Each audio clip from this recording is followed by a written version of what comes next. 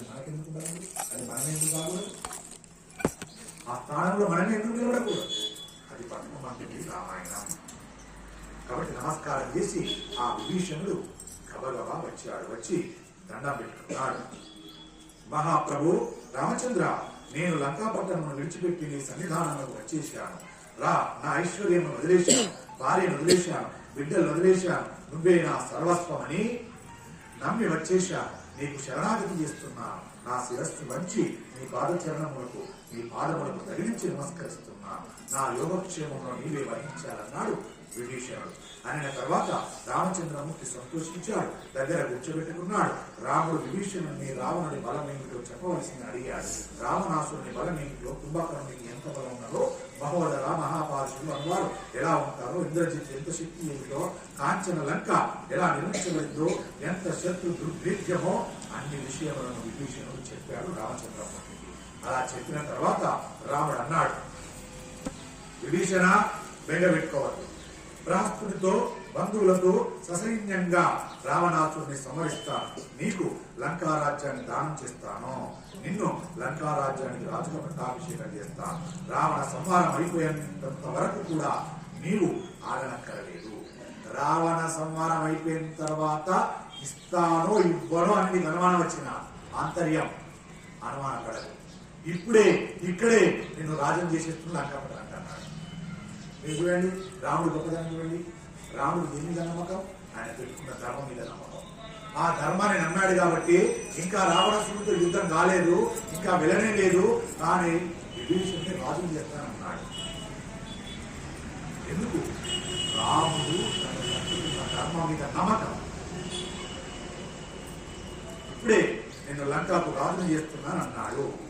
అప్పుడు విభీషణుడు, మహానుభావ, మీకు శరణాగతి చేశాను కనుక మీరు ఏ మాట చెప్తే ఆ మాట వింటాను. రావణుడి మీద యుద్ధం చేయమంటే యుద్ధం చేస్తాను. మీకు ఎప్పుడైనా సలహా కావాల్సి ఉంటే నన్ను అడిగితే చెప్పగలిగిన సలహా చెప్తాను. అందుచేత రామా, నేను శరణాగతి చేస్తున్నానని వేరొక మారు రామునికి పాదపద్మంలో నమస్కారం చేశాడు. చేయగానే రాముడు అన్నాడు, లక్ష్మణ, నీవు వెంటనే వెళ్ళి సముద్ర జలంలో పట్టుకునేలా వాటిని అభిషేకం చేసి విభీషణుని లంకా రాజ్యంలో రాజుగా ప్రకటించేస్తున్నానన్నాడు. రావణ వద వరకు కూడా చూడనే లేదు రాముడు. అంత ధర్మాత్ముడు, అంత మాట తప్పని వాడు రామచంద్ర ప్రభు. అనగానే రావణ్ణి వధించనే లేదు కాబట్టి మనం శరణాగతి ఇస్తే మన ప్రతిబంధకమైనటువంటి వాడి భీష్ముడు కాపాడుతూ ఉంటాడు. అందుకే అంటుంటారు, ఎక్కడైనా శరణాగతి చేస్తే మనము భగవంతుని దగ్గరికి దేవాలయంలో కూడా వెళ్ళనక్కర్లేదు. మనము ఎక్కడ ఉన్నా అక్కడ హృదయంతో శరణాగతి చేస్తే చాలు. అందుకే అంటారు, చంద్రశేఖర పరమాచార్య స్వామి అంటారు, ఒక మాట చెప్తుంటారు, జ్ఞాన మార్గంలో మనస్సును వెనక్కి తిప్పి నేతి నేతి నేతి నేతి నేతి అన్నట్లు ఇది ఆత్మ కాదు, ఇది ఆత్మ కాదు అంటూ వెనక్కి వెళ్ళి ఆత్మ దర్శనం చేయగలిగిన వాడైతే వాడు సమర్థుడు, అదృష్టవంతుడు కూడా. అలా చేయలేనప్పుడు ఇంద్రియ పటాటములకు బానిసైపోతాడు. తట్టుకోలేనప్పుడు శరణాగతి చేయడం వలన వచ్చే ప్రయోజనం ఏముంది? ఈశ్వరానుగ్రహమే, ఈశ్వర దర్శనమే. అందుకే ఏ ఇంద్రియములతో మనము పోరాడలేకపోతున్నామో, ఏ రాక్షసుడు, ఏ రావణాసుడు తన మాట వినలేదు, వారిని వదిలిపెట్టి వచ్చి రాముని కాళ్ళ మీద పడ్డాడు. ఏ ఇంద్రియ పటోటాపము మనం గడపలేకపోతున్నామో ఆ ఇంద్రియముల విషయంలోనికి లాగేస్తున్నాడు. అలాంటి మహాధర్మాత్ముని పాదాలు పట్టుకొని నమస్కారం చేయడం కూడా ఈశ్వరానుగ్రహమే. అందుకే శరణాగతి కూడా అటువంటి ఫలితమే ఇచ్చిస్తుంది. ఎవరిని వేడుకోవాలో వారిని వేడుకోవాలి, ఎవరిని శరణాగతి చెయ్యాలో వారిని శరణాగతి చెయ్యాలి. ఇక్కడ పిల్లలు తల్లిదండ్రులకు శరణాగతి చేయాలి, తల్లిదండ్రుల పాదాలు కడగాలి, తల్లిదండ్రుల చుట్టూ 3 ప్రదక్షిణలు చేయాలి. వీరికి తప్ప నువ్వు శరణాగతి బయట కూర్చొని కోటీశ్వరుడికి నువ్వు శరణాగతి చేసిన దండయ్యాలి. పిల్లలు తప్పకుండా ఆచరించాల్సింది. తల్లిదండ్రులకే శరణాగతి చేయాలి, వారే నిన్ను కాపాడేది, బయట వారు కాదు. నీకు జ్వరం వచ్చి మంచాన పడ్డావు, నీ తల్లి కాపాడుతుంది, నీ తండ్రి కాపాడుతారు తప్ప వాళ్ళు వచ్చి నిన్ను కాపాడారు. అలాంటి తల్లిదండ్రులు దైవం.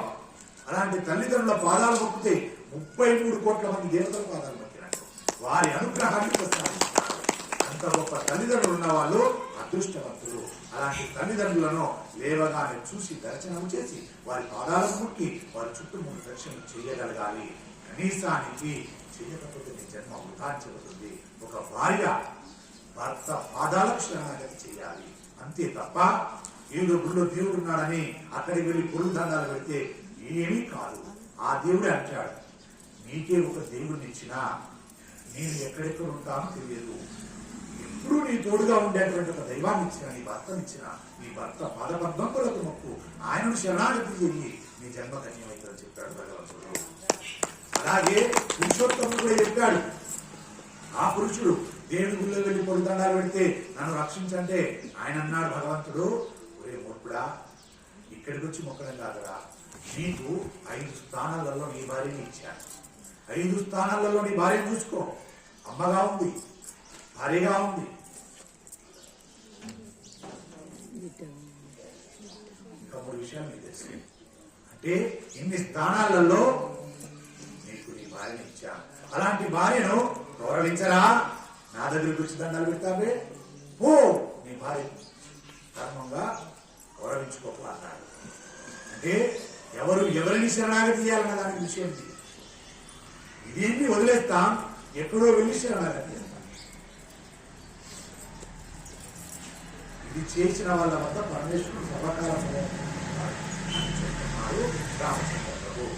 ఎక్కడి నుంచి శరణాగతి చేశాడు గజేంద్రుడు, ఇక్కడ నుంచి శరణాగతి కదలి రాలేనా?